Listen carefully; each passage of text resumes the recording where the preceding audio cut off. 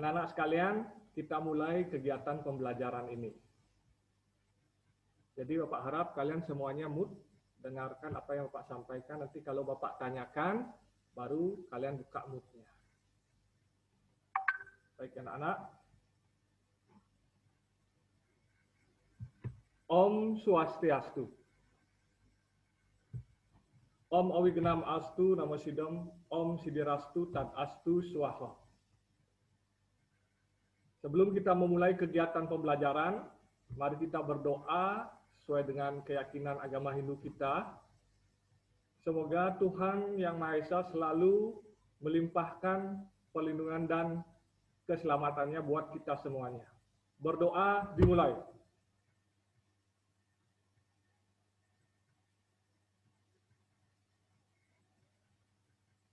Berdoa selesai.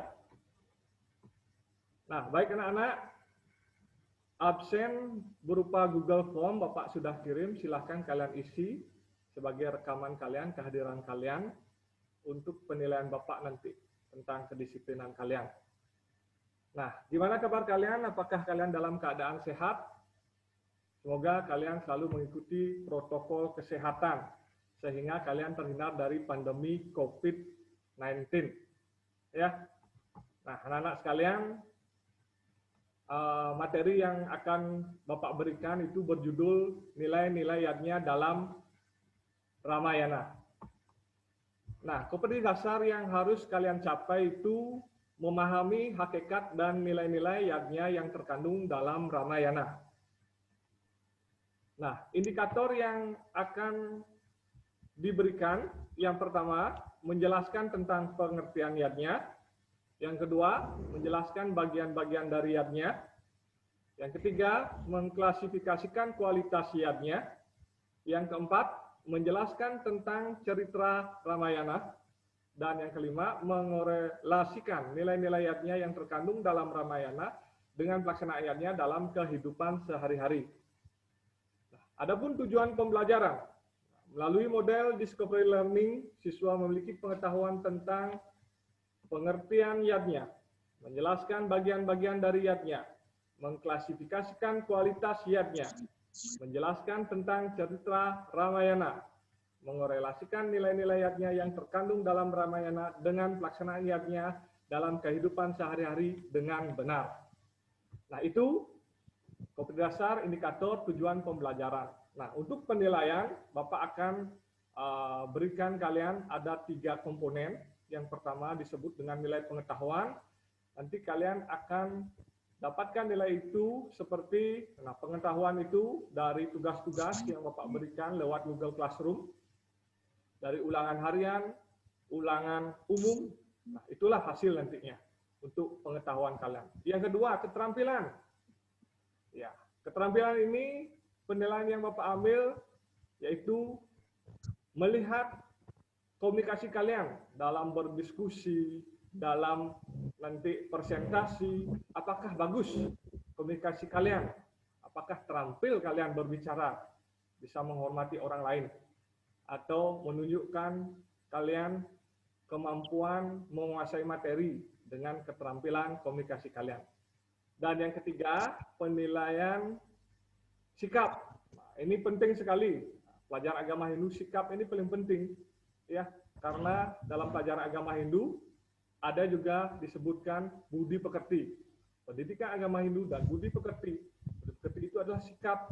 Ada 2 komponen, religius dan sosial. Religiusnya yaitu apakah kalian sudah berdoa dengan baik, dengan khusyuk, mengucapkan salam dengan baik, panganjali umat. Itu adalah penilaian nanti buat kalian. Nah, selanjutnya penilaian sosial, sikap sosial kalian bisa menghormati, menghargai antar sesama, toleransi, disiplin ini paling penting ya, kehadiran kalian.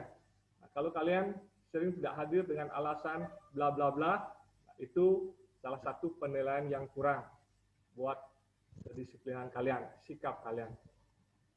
Nah, anak-anak, itu sedikit gambaran tentang pembelajaran yang Bapak berikan, dan sekarang Bapak akan menanyakan kalian. sejauh mana kalian jadi tahu tentang kegiatan pelaksanaan yadnya, ya. Nah, anak-anak mohon di mute suaranya biar tidak mengganggu kegiatan belajar kita. Ya. Masuk, tolong di mute. Ya. Siapa yang baru masuk ada suaranya. Nah, Pak lanjutkan.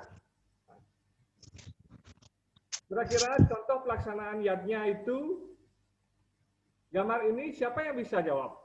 Tentang pelaksanaan yadnya yang apa ini? Kan ada 5 pelaksanaan yadnya. Ini salah satu pelaksanaan yadnya yang apa? Siapa? Dewa yadnya. Iya, dewa yadnya. Siapa yang jawab tadi itu? Dewa yad. Hah? Rita. Iya, Rita. Bagus, ya. Bagus. Ya. Ini adalah salah satu proses pelaksanaan yadnya yang disebut dengan dewa yadnya. Coba yang lain, selain Dita. Ini apa? Ada yang tahu ini? Ini yadnya apa ini?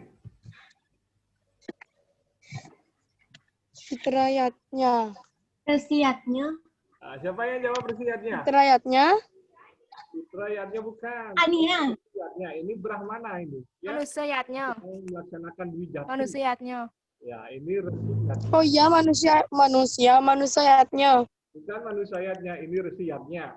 Ya, Dwijati ini pedanda. Oh, resiatnya. Menghargai, menghormati beliau untuk menjadi orang suci. Ya. Nah, coba sekarang lagi. Ada lagi gambar. Ini gambar orang sedang apa ini? Fitrayatnya. Ngaben. Yaitu ya ngaben. Nah, fitrayatnya. Ketika kalian nanti punya orang tua yang sudah tidak lagi berada di dunia ini, pasti anaknya akan melaksanakan upacara ngaben. Salah satu upacaranya bisa berbentuk seperti ini, besar ini, upacara ngaben yang besar, ada lembunya. Itu sebagai wujud bakti kita kepada orang tua. Ya, nah itu fitrayatnya. Nah, selanjutnya ini gambar apa? Ini ada pedanda ini. Manusiaatnya. Orang nganten. Ya, ini ada orang yang menikah. Nikah ini. Gus, jawabannya. Orang nganten itu, Pak. Kenapa? Kenapa? Bisa kelihatan gambarnya? Orang nganten. Ya, orang nikah. Orang nganten bahasa Balinya ya. Orang nikah maksudnya. Iya, orang nikah. Nah, ini gambar apa? Nah, Ogo-ogo. go. Ogo. Untuk pelaksanaan Buta jadinya yadnya. Ayatnya. buta yadnya. Ini biasa Buta yadnya. saat tawur ke sango. Nah, pada saat ngerupuk, ya, menetralisir kekuatan negatif yang disebabkan oleh alam untuk berubah menjadi kekuatan positif yang bisa membantu kehidupan manusia. Nah, ini adalah buta yadnya. Nah, tadi Bapak sudah memberikan sedikit gambaran tentang kehidupan yadnya dalam kehidupan kita di masyarakat atau yang mungkin kalian alami. Merupakan pelaksanaan yadnya ada 5 ya, dari dewa yadnya sampai buta yadnya. Nah, sekarang Bapak akan berikan pengertiannya. Pengertian yadnya. Menurut etimologi, kata yadnya berasal dari kata yad yang artinya memuja atau memberi, pengorbanan atau menjadikan suci. Arti yadnya yang sebenarnya adalah pengorbanan atau persembahan secara tulus. Nah, yadnya mana? Artinya orang yang melakukan atau melaksanakan yadnya. Sedangkan yajus berarti segala yang dikorbankan atau merupakan bentuk syukur dipersembahkan kepada dewata atau Tuhan.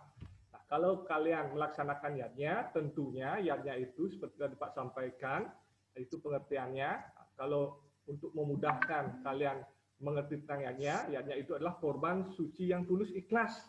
Jadi kalau kalian sudah melakukan korban suci yang tulus ikhlas, berarti kalian melaksanakan yadnya. Nah, yadnya yang dilaksanakan tanpa didasari dengan ketulus ikhlasan itu tidak beryadnya namanya, ya. Nah, maka dari itu supaya yadnya kalian itu berhasil baik diterima oleh orang yang kita laksanakan yadnya atau siapapun yang kita laksanakan yadnya, itu harus dilaksanakan secara tulus ikhlas. Nah, lanjut. Bagian-bagian yadnya seperti tadi Bapak sampaikan. Nah, Bagian yatnya itu terdiri dari 5 bagian yang disebut dengan pancayatnya. Pancayatnya di sini artinya 5 pengorbanan suci yang tulus ikhlas. Ya. Tulus ikhlas. Nah, adapun yang pertama dewayatnya. Seperti tadi ada gambar orang yang sedang melaksanakan sembahyang di pura. Dewayatnya ini adalah korban suci yang tulus ikhlas yang ditujukan kepada Tuhan. Tuhan Yang Maha Esa. Ida Sang Yang Widiwasa. Nah, salah satu pelaksanaan dewayatnya yaitu ada Hari Raya Galungan, ada Hari Raya Kuningan, ada Purnama, ada film. Kalau Purnama film, Hari Raya yang seperti tadi Bapak sebutkan, itu kita memuja Tuhan. Nah, Tuhan dalam bentuk dewa, manifestasinya. Kalau misalnya Saraswati, itu dewa atau Sang Hyang Aji Saraswati, manifestasi Tuhan sebagai dewi yang menurunkan ilmu pengetahuan. Nah, biasanya kalian kan melaksanakan yatnya pada saat Hari Raya Saraswati, ya, sanis cara kliwon uku umanis, ya, datang ke sekolah bersembahyang, itu salah satu bentuk yang disebut dengan dewa yatnya. Nah, selanjutnya, ini gambarnya, ya.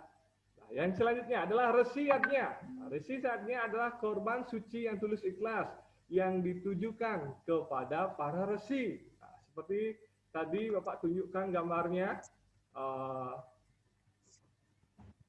ada seorang pedando yang akan melaksanakan, seorang walaka yang akan melaksanakan proses upacara Dwi Jati, menjadi orang suci. Pedanda yang biasanya dari keluarga Ide Bagus pasti menjadi pedanda. Kalau dari keluarga keturunan Dewo pasti jadi bagawan. Dari keturunan Bujangga pasti jadi Ide Resi. Nah, kalau dari keturunan Made, Putu, Wayan dan seterusnya itu empu. Ya. Nah, jadi mungkin orang suci di Bali itu menggunakan banyak nama, ya. Ada ide pedanda, ada ide resi, ada ide empu, ada ide begawan. Itu semuanya sudah melaksanakan Dwi Jati.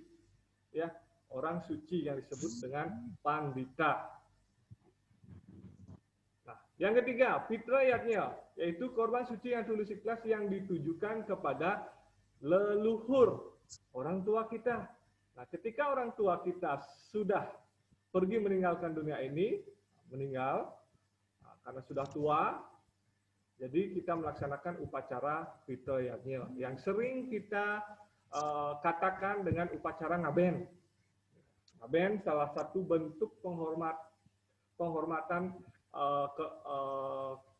anak kepada orang tuanya yang sudah meninggal. Nah, fitrayatnya tentu saja harus dilaksanakan dengan tulus ikhlas. Jangan sampai nanti kalian melaksanakan fitrayatnya dengan menjual warisan, yaitu tanah leluhur, itu sama aja bohong. Apapun itu, mau dilaksanakan dengan besar, dengan menengah, dengan kecil, itu tetap bisa berjalan dengan berhasil apabila dilaksanakan dengan ikhlas. Itu fitrayatnya, ya.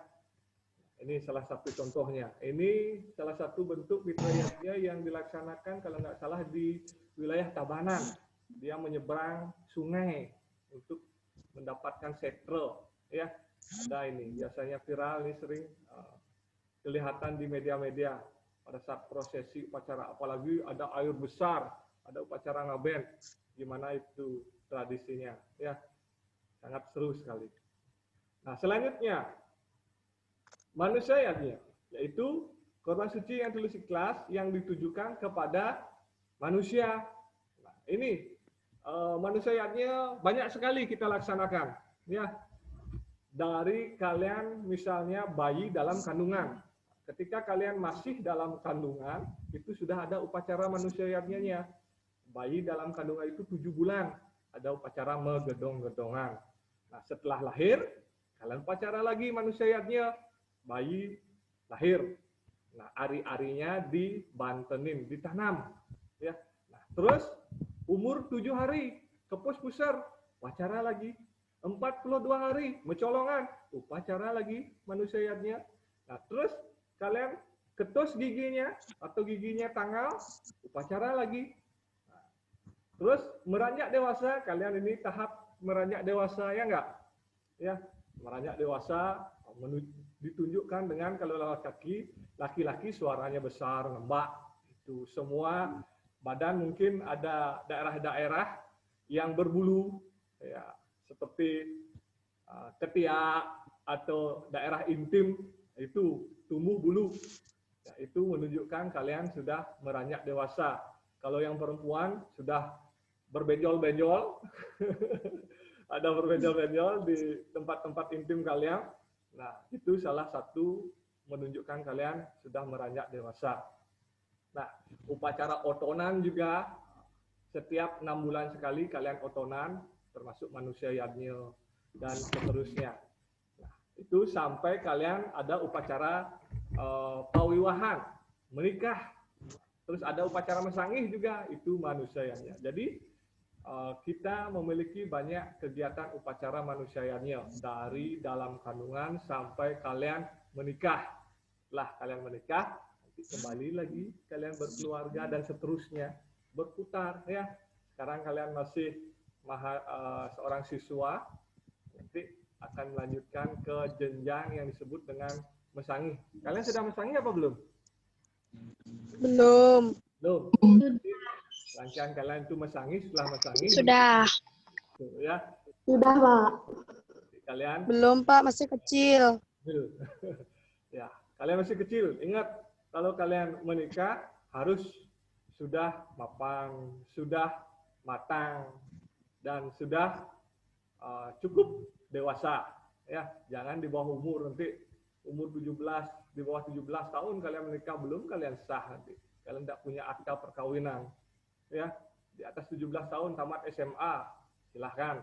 Atau lebih bagus kalian bekerja dulu, memiliki penghasilan sendiri, itu lebih bagus. Harkat. Kalau udah magai aja, Pak. Kenapa? Kalau udah kerja aja, baru boleh nikah katanya Mama. Kalau enggak gitu dimutilasi katanya duluan.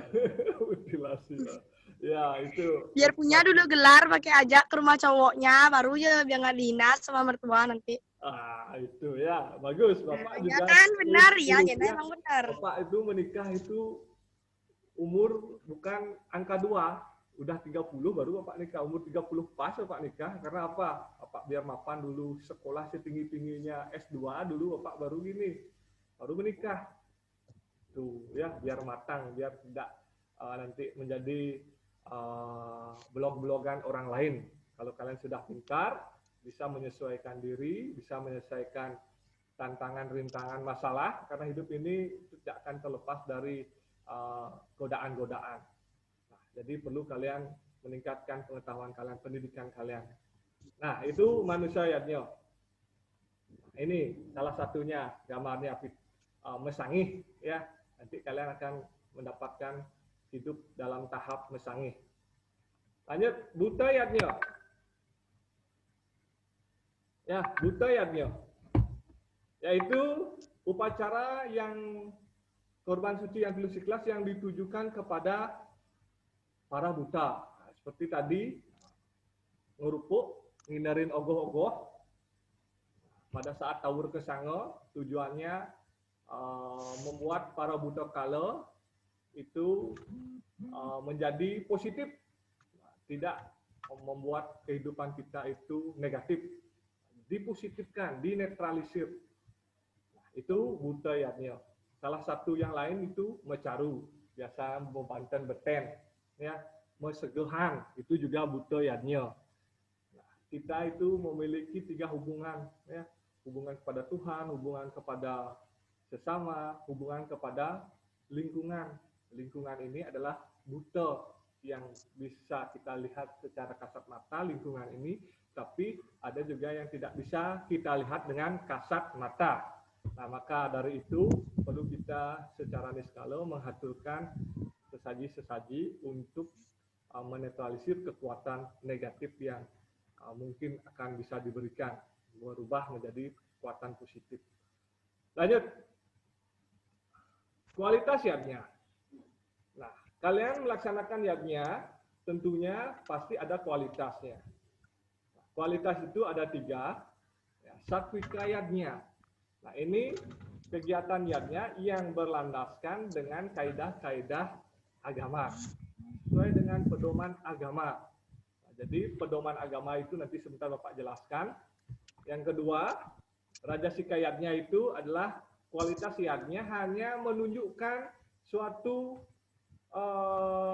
jati diri kalian yang sombong, pamer gitu misalnya. Itu nggak bagus. Kalian tidak punya apa-apa, tetapi ingin terlihat wah di mata orang lain. Kalian buat upacara besar, tetapi itu dilaksanakan dengan menghambur-hamburkan uang. Nah, tentunya kalau menghambur-hamburkan uang itu kan pamer, itu tidak baik. Itu namanya rajasika yadnya. Kalau yadnya itu harus tulus ikhlas sesuai dengan kaidah agama ya. Yang ketiga itu tamasika yadnya. Nah, ini yadnya yang dilaksanakan tidak menggunakan kaidah-kaidah pedoman agama. Jadi menyimpang dari ajaran agama ya, terserah yadnya dengan marah, yadnya dengan mencuri suatu bahan-bahan yang dihaturkan. Nah, itu tamasika yadnya. Nah, satwika yadnya bisa kalian lakukan itu dengan 7 syarat yang wajib dilaksanakan. Nah, 7 syarat itu adalah yang pertama serada. Nah, yadnya itu harus dilakukan dengan keyakinan. Nah, jadi kalian itu yakin melaksanakannya ya, jangan setengah-setengah hati. Ya, aduh besok mau upacara menikah itu misalnya. Saya mau menikah tapi saya tidak cinta itu misalnya. Tidak yakin berarti tidak akan berjalan dengan baik. Ya, begitu juga dengan melaksanakan dewa yadnya. Besok purnamo. Saya mau menghaturkan sesaji dengan beraneka ragam buah-buahan yang bagus-bagus, enak-enak. Nah, tetapi kalian berpikir, uang tidak ada, gimana caranya? Saya mencuri saja. Itu tidak baik. Nah, jadi harus dengan yakin kalau kalian sudah berpikiran untuk melaksanakan yadnya, jadi kalian harus laksanakan dengan baik. Yang kedua, lascarya.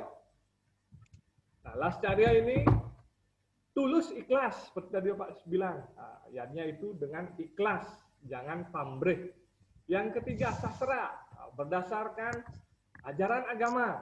Sastranya seperti apa? Kalau melaksanakan fitra yadnya, jadi sastranya lagi 2 hari harus dilaksanakan. Kalau misalnya besok dilaksanakan, itu ada hari-hari yang bertentangan dengan ajaran agama. Jadi harus dihindari. Yang keempat, daksina. Nah, yadnya itu dengan sarana dan prasarana. Daksina itu kan kita nyuh itu ya, itu sarana prasarana. Salah satu simbol Tuhan Yang Maha Esa. Nah, terus yadnya laksanakan dengan adanya mantra dan gita. Nah, orang suci melantunkan mantra pada saat beryadnya dan masyarakat menyanyikan atau gita itu melantunkan lagu pada masyarakat untuk ditujukan pada Tuhan Yang Maha Esa. Nah, terus anasewa. Anasewa itu kalau kalian melaksanakan upacara besar, jadi harus memberikan hidangan makanan kepada orang yang telah membantu kita. Jangan dibiarkan nanti kalau nanti merusak upacara nanti itu ya. Berikan hidangan yang enak buat tamu kita, buat orang yang telah membantu kita. Dan yang terakhir, nasmita. Yadnya itu tidak boleh dilakukan dengan pamer. Ya. Nah, itu. Nah, sekarang kita masuk ke cerita Ramayana. Kalian sudah tahu sering menonton di TV Ramayana, ya. Sekarang ada cerita Ramayana di TV, di Antv. Nah, tentu saja kalian pasti tahu gimana cerita Ramayana. Ramayana itu ada 7 kanda ya. Nah, kanda pertama itu Bala Kanda. Nah, ini kisah awal dari kerajaan Ayodhya. Ada Raja Dasarata memiliki anak 5. Nah, terus istri 3. Nah, terus tokoh pertama atau tokoh utama itu adalah Rama, sedang melaksanakan upacara pernikahan setelah memenangkan sayembara, mampu mengangkat senjata panah. Siapa yang mampu mengangkat panah, dia yang akan menjadi istri dari Sita. Nah, terus yang kedua, Ayodhya Kanda. Ini menceritakan kisah di mana Dewi Kekayi meminta janjinya kepada Raja Dasarata untuk membuat putranya menjadi raja di kerajaan Ayodhya. Putra kandungnya itu namanya Bharata, putra tirinya Rama. Padahal Rama itu anak pertama, anak yang baik. Raja Dasarata ingin Rama menjadi raja, tetapi janjinya pernah diberikan kepada Kekayi, maka janji itu diminta oleh Kekayi supaya Rama itu dibuang ke hutan. Terus putranya menjadi raja. Akhirnya Rama ke hutan. Nah, Aranyaka Kanda, nih kisah Rama, Laksmana dan Sita berada di hutan. Di sini banyak kisah seru, kisah bertemu dengan Jatayu, bertemu dengan Rahwana, menculik Sita, itu Aranyaka Kanda. Kiskindha Kanda. Nah, kisah di mana Rama bertemu dengan Hanuman, Sugriwa yang membantu Rama untuk melawan Rahwana yang menculik Sita, istrinya. Nah, terus yang kelima, Sundara Kanda. Nah, ceritanya Hanuman diminta oleh Rama untuk datang ke tempatnya Sita. Tempatnya Sita yang diculik. Ya, dengan menunjukkan cincin yang diberikan oleh Rama. Sita pun percaya bahwa ini adalah utusan dari suaminya. Itu Sundara Kanda. Hanuman meloncat dari Gunung Mahameru untuk menuju Alengkapura, kerajaan dari Rahwana yang dibatasi oleh laut. Nah, selanjutnya Yuddha Kanda. Nah, ini menceritakan Rama berperang dengan Rahwana. Rahwana ini sakti, dapat anugerah dari Dewa Siwa. Dia itu tidak bisa mati oleh dewa, oleh manusia, tetapi matinya oleh manusia setengah dewa. Dia itu juga memiliki 10 kepala, nah, makanya disebut Dasa Muka. Itu anak-anak ya. Akhirnya Rama menang, mengalahkan Rahwana. Nah, terus Uttara Kanda menceritakan tentang perjalanan Sita pergi ke hutan karena dia tidak ingin mengecewakan suaminya, karena banyak masyarakatnya tidak mempercayai dari kesucian Sita yang diculik Rahwana. Katanya Sita itu tidak suci lagi, padahal masih suci, ya. Dan Sita pun melahirkan 2 anak di hutan bernama Kusa dan Lava, anak dari Rama. Nah, itu dibesarkan bersama Brahmana yang bernama Walmiki. Kisah ini dikarang oleh Maharshi Walmiki. Makanya cerita Ramayana ini dikarang oleh Resi Walmiki, resi yang membantu Sita di hutan. Itu cerita Ramayana. Nah, sekarang ada nilai-nilainya dalam Ramayana. Nilai-nilainya Ramayana itu salah satunya dalam Dewayatnya. Misalnya ada upacara Agnihotra di sana, pemujaan kepada Dewa Agni, ya. Terus pada saat Sita mau membuktikan kesuciannya, dia terjun ke api, memohon kepada Dewa Agni, apabila aku berbohong terhadap kesucianku, bakarlah aku. Kalaupun tidak terbakar oleh api, berarti Sita itu masih suci. Nah, akhirnya Sita tidak terbakar, dia masih suci. Untuk menunjukkan kesuciannya. Nah, itu riwayatnya, dalam riwayatnya. Nah, anak Rini Alfiani, mohon di-mute dulu. Rini, ya, mute biar tidak kedengaran suaranya. Resiyatnya. Nah, ini bentuk nilayatnya dari Rama yang berguru kepada resi, yang selalu hormat kepada resi, apapun yang diminta oleh gurunya pasti dilakukan. Sehingga gurunya memberikan banyak ilmu pengetahuan dan ilmu kesatria, peperangan kepada Rama dan saudara-saudaranya.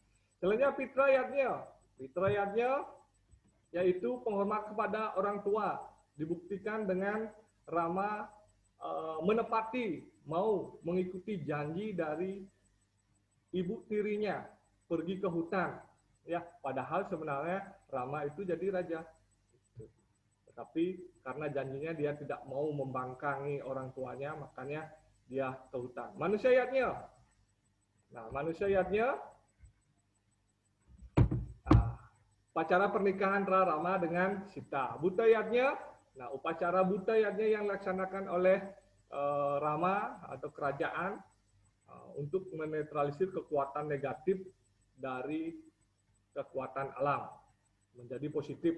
Itu nilai-nilai ayatnya. Nah, anak-anak, karena keterbatasan waktu, ya, nanti kita lebih banyak belajar di Google Classroom, ya, karena ini Zoom-nya Zoom gratis, cuma 40 menit saja, ya, nanti mati sendiri nanti, ya. Maka dari itu Bapak percepat, silahkan kalian kerjakan tugas di Google Classroom ini, ya. Ada penjelasan, apakah yang maksud dengan ayatnya, nanti materi akan Bapak share di grup. 2, sebutkan, jelaskan bagian-bagian dari pancayatnya. Yang 3, sebutkan nilai-nilainya dalam Ramayana. Nah, sampai di sana dulu. Ada yang ditanyakan? Ada yang ditanyakan? Silahkan anak-anakku. Tidak, Pak. Tidak, Ya, Pak. boleh. Kalau tidak tanya, Bapak yang tanya. Nah, kira-kira apa yang bisa kalian simpulkan dari cerita atau penjelasan tentang nilai-nilai ayatnya dalam Ramayana? Atau pengertian ayatnya boleh, kualitas ayatnya boleh. Siapa yang bisa menyimpulkan? Nanti dapat nilai plus loh. Penghargaan buat apa? Karena berani tampil berbicara. Itu sudah bagus. Ada yang berani berbicara? Silahkan. Ayo. Nah, kalau tidak ada, Bapak coba tunjuk saja ya. Divya, apa yang tadi sudah Bapak kamu dapatkan dari pelajaran Pak berikan? Divya? Unmute dulu. Ya. Pengertian tentang ayatnya, Ya. bagian-bagian ayatnya, Ya. dan juga dalam kehidupan sehari-hari, Ya. Ya. nilai-nilai ayatnya yang terdapat dalam cerita Ramayana. Ya, boleh. Ya. Nah, nanti silahkan kamu lebih banyak melihat buku ya, belajar.